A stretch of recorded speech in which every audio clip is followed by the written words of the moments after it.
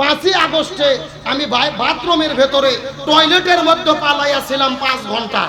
টয়লেটের ভেতরে 5 ঘন্টা পালাইয়া ছিল। আমরা প্রশ্ন করতে চাই, এ ওবায়দুল কাদের, তুমি এত ভালো খেলোয়াড়, তে টয়লেটের মধ্যে পালাইছো কেন? ছাত্ররা তোমাকে যদি নিরাপদে পালিয়ে দিয়ে থাকে, দেশ থেকে কে তোমাকে বের করে দিল সেটাও বলো। কথা কন না কে?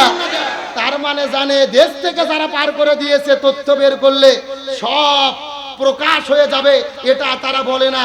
আর ছাত্রদের বিতর্কিত করার চেষ্টা করতেছে। আমার মনে বলে এরা এতটা মিথ্যাবাদী, আজরাইল কাছে আসলেও মিথ্যা কথা বলবে। তোমরা খেলার কথা বলে পালিয়ে যেতে বাধ্য হয়েছো। জনগণের বিরুদ্ধে তোমরা দাঁড়িয়েছিলে, জনগণ তোমাদের দাঁত ভাঙা জবাব দেবে। স্বৈরাচার আওয়ামী লীগের বিচার না হওয়া পর্যন্ত জনগণ ঘরে ফিরে যাবে না। এরা বলেছিল পালাবো না, প্রয়োজনে ফখরুলের বাসায় যাব। কথা কন না কে? ওবায়দুল কাদের চেনেন না? বলেছিল খেলা হবে, কিন্তু আসল খেলা যখন শুরু হলো এদের খুঁজে পাওয়া গেল। গত 3 দিন আগে তিনি একটা সাক্ষাৎকার দিয়েছে। তিনি বলেছে 5ই আগস্টে আমি বাথরুমের ভেতরে টয়লেটের মধ্যে পালাইয়াছিলাম 5 ঘন্টা। জোরকন কয় ঘন্টা? টয়লেটের ভেতরে 5 ঘন্টা পালাইয়া ছিল।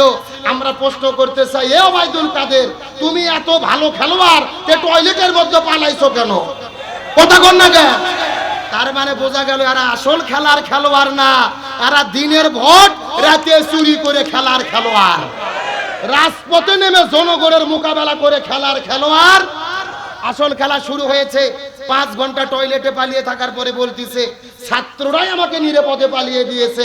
আমরা ওবায়দুল কাদেরকে বলতে চাই, ছাত্ররা তোমাকে যদি নিরাপদে পালিয়ে দিয়ে থাকে, দেশ থেকে কে তোমাকে বের করে দিল সেটাও বলো। কথা কন না কে? তার মানে জানে দেশ থেকে যারা পার করে দিয়েছে, তথ্য বের করলে সব প্রকাশ হয়ে যাবে, এটা তারা বলে না। আর ছাত্রদের বিতর্কিত করার চেষ্টা করতেছে। আমার মনে বলে এরা এতটা মিথ্যাবাদী, আজরাইল কাছে আসলেও মিথ্যা কথা বলবে। সুতরাং ওবায়দুল কাদেরকে বলি, তোমাদের মিথ্যে পরবানা চলবে না। তোমরা খেলার কথা বলে পালিয়ে যেতে বাধ্য হয়েছো। জনগণের বিরুদ্ধে তোমরা দাঁড়িয়েছিলে, জনগণ তোমাদের দাঁত ভাঙা জবাব দেবে।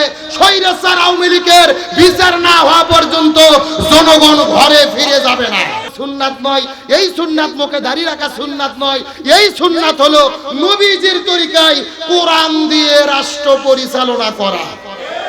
এখন এই কোরআন দিয়ে রাষ্ট্র পরিচালনা হোক, আমরা কি চাই? জোরে বলেন চাই। গভীর মনোযোগ, শেষ কথা লক্ষ্য করুন। আল্লাহ তাআলা নবীকে নবী হিসেবে পৃথিবীতে কেন প্রেরণ করলেন? এর মিশন এবং ভীষণ কি ছিল? নবীকে নবী হিসেবে পাঠানোর কারণ কি? এই সম্পর্কে আল্লাহ তাআলা কোরআনের ভেতরে 3 জায়গার ভেতরে একই বক্তব্য দিয়েছে। সূরা তাওবার 33 নম্বর আয়াত, সূরা আল ফাতির 28 নম্বর আয়াত, সূরা সফের 9 নম্বর আয়াত, 7 নম্বর আয়াত। আল্লাহর কোরআন বলেছেন, ওয়াল্লাযী আরসালা রাসূলাহু বিল হুদা ওয়া দীনিল হাক্কি লিইযহিরাহু আলা দীনি কুল্লিহি ওয়ালাউ কারিহাল মুশরিকুন। আল্লাহ তাআলা বলেছেন, আমি নবীকে নবী হিসেবে এই পৃথিবীতে প্রেরণ করেছি, শুধু নামাজ কায়েমের জন্য নয়, হজ আদায়ের জন্য নয়, জিকির করার জন্য নয়।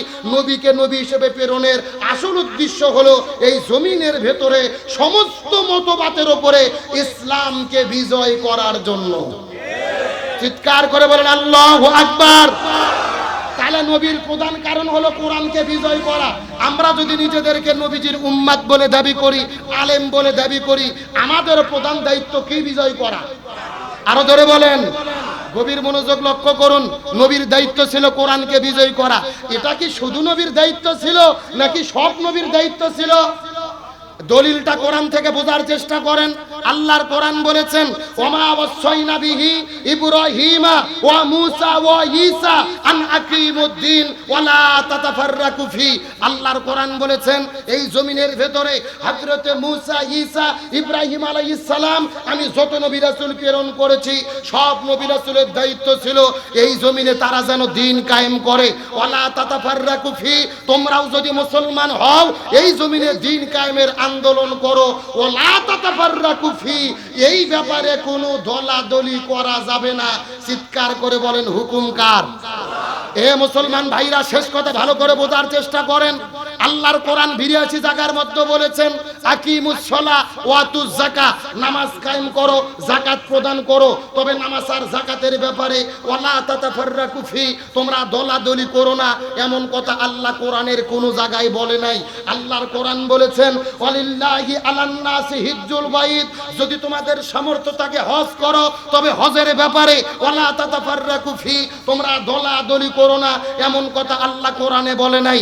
আল্লাহর কোরআন বলেছেন কুতিবা আলাইকুমুস সিয়াম, রমজান মাসে রোজা ফরজ করেছি, রোজা রাখো, তবে রোজা রাখার ব্যাপারে ওয়ালা তাতাফাররাকু ফি, তোমরা দলাদলি করো না, এমন কথা আল্লাহ কোরআনে বলে নাই। কিন্তু আল্লাহর কোরআন বললেন আনাকিমুদ্দিন, তোমরা দিন কায়েম করো, ওয়ালা তাতাফাররাকু ফি, এই ব্যাপারে কোনো দলাদলি করো না।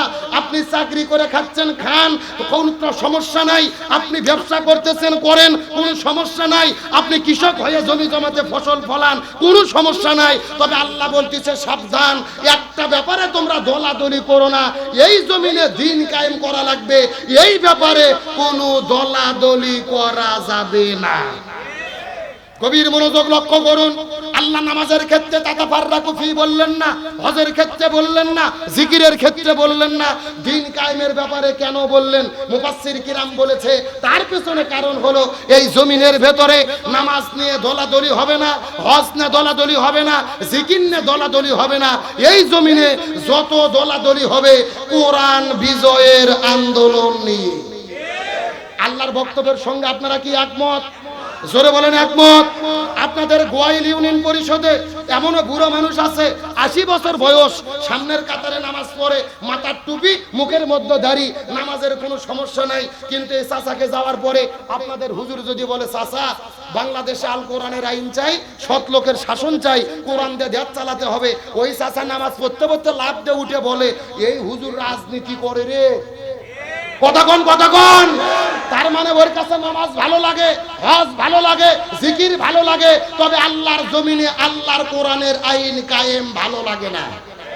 একেবারে সোজা কথা, যার কাছে নামাজ ভালো লাগে, হজ ভালো লাগে, জিকির ভালো লাগে, কিন্তু জমিনে দিন কায়েম ভালো লাগে না, এরাই হলো টাটকা মুনাফিকের গোষ্ঠী। তার কারণ মুনাফিকের সর্দার ছিল আব্দুল্লাহ ইবনে উবাই। মুনাফিকের সর্দার কেন হলো? মাথার টুপি ছিল, মুখের মধ্যে দাড়ি ছিল, রাসূলের পিছে পিছে নামাজ পড়তো, হজ করছে 6 বার। মুনাফিকের সর্দার হওয়ার পেছনে কারণ হলো দুইটা: 1 নম্বর নবীর নেতৃত্ব মানেনি, 2 নম্বর জমিনে দিন কায়েমের বিরোধিতা করেছে।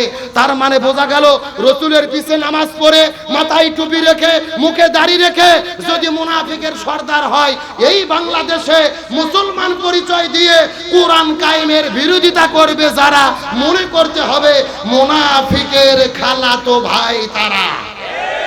এখন আপনাদের বলতে চাই, আমরা কি মুনাফিক হতে চাই? জোরে বলেন, মুনাফিক হতে চাই? সুতরাং মুনাফিক থেকে বেঁচে খাঁটি ইমানদার হয়ে যদি বাঁচতে চাই, আল্লাহর কাছে সবচাইতে প্রিয় হলো কোরআন বিজয়ের আন্দোলন করা। সুতরাং হাতে হাত রেখে এই জমিনে আল্লাহ যতদিন বেঁচে রাখে, এই বাংলার জমিনে কোরআন বিজয়ের জন্য কাজ করতে কারা কারা রাজি আছেন? দুটি হাত আল্লাহকে তুলে দেখান।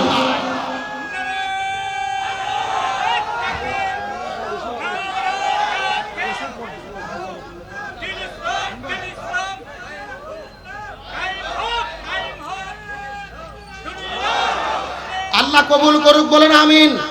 সময় কম, তাহলে লক্ষ্য করে বোঝার চেষ্টা করেন। সবচাইতে প্রিয় কি বিজয়ের আন্দোলন করা? আর একটু জোরে বলেন না। আর এই আন্দোলন করতে গেলে বিপদ আছে না নাই? বাধা বিপত্তি আছে না নাই?